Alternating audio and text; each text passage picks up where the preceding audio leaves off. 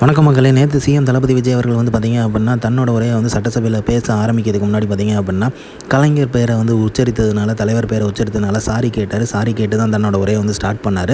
அங்கேருந்து ஏற்கனவே இருந்த எம்எல்ஏ இருந்தவரை வந்து கலைஞரோட பேரை வந்து உச்சரித்திருந்தார். அதனால தான் வந்து பார்த்திங்க அப்படின்னா சட்டசபை கொஞ்சம் சலசலப்பாக இருந்துச்சு. அதற்காக நான் மன்னிப்பு கேட்டுக்கிறேன் அப்படிங்கிற மாதிரி கேட்டுட்டு தான் தன்னோட உரையை ஆரம்பித்தார். ஆக்சுவலாக பார்த்திங்க அப்படின்னா அவர் வந்து சட்டசபையில் விவசாயிகளுக்கான சலுகைகளுமே வந்து அறிவிச்சிருந்தார்.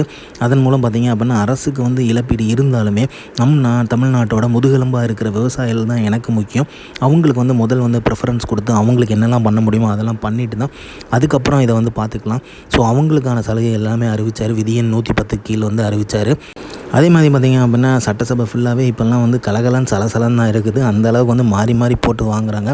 ஸோ அந்த பரபரப்பான ஒரு சூழ்நிலை வந்து நடந்துகிட்டு இருந்துச்சு. அப்போ வந்து பார்த்திங்க அப்படின்னா அவர் வந்து இனாக்ரேஷன் ஃபங்க்ஷன் வந்து அட்டன் பண்ணிட்டு இமீடியட்டாக திருப்பி சட்டசபைக்கு வந்து உட்காந்துருந்தார். அது வந்து பார்க்கறதுக்கே நல்லா இருந்துச்சு. அதே மாதிரி அவர் வந்து சாரி கேட்டதுமே வந்து நல்ல ஒரு ஜஸ்டர் வந்து க்ரியேட் பண்ணியிருக்கு. சிஎம் வந்து அது சாரி கேட்டது. ஸோ வரவேற்பும் பெற்றிருக்கு மக்கள் இடத்துல. ஏன்னா எங்கே எதை பேசணும், எப்படி கரெக்டாக பேசணும் அப்படிங்கிறது நல்லா தெரிஞ்சு வச்சுருக்காரு அப்படிங்கிற மாதிரி மக்கள் மத்தியில் பேசப்படுது.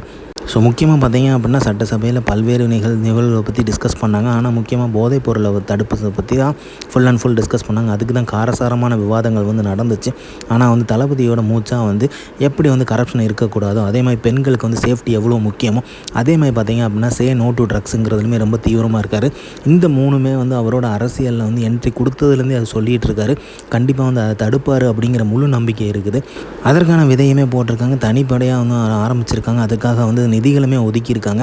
ஸோ கண்டிப்பாக வந்து வருங்காலங்களில் வந்து இந்த போதைப்பொருள் கலாச்சாரம் வந்து கண்டிப்பாக வந்து ஸ்டாப் பண்ணப்படும் அப்படிங்கிற எதிர்பார்ப்பும் நம்பிக்கையுமே இருக்குது தவேக அரசு, தமிழக அரசு மீது. ஸோ இதை வந்து கண்டிப்பாக வந்து நிலைப்பாட்டை வந்து உறுதி பண்ணுவார் அப்படிங்கிற நம்பிக்கையுமே இருக்குது. ஸோ இந்த மாதிரி சிஎம் தளபதி விஜய் பற்றி தெரிஞ்சுக்க லைக் பண்ணுங்கள், ஷேர் பண்ணுங்கள், ஃபிலிமா சேனலை சப்ஸ்கிரைப் பண்ணுங்கள். தேங்க்யூ.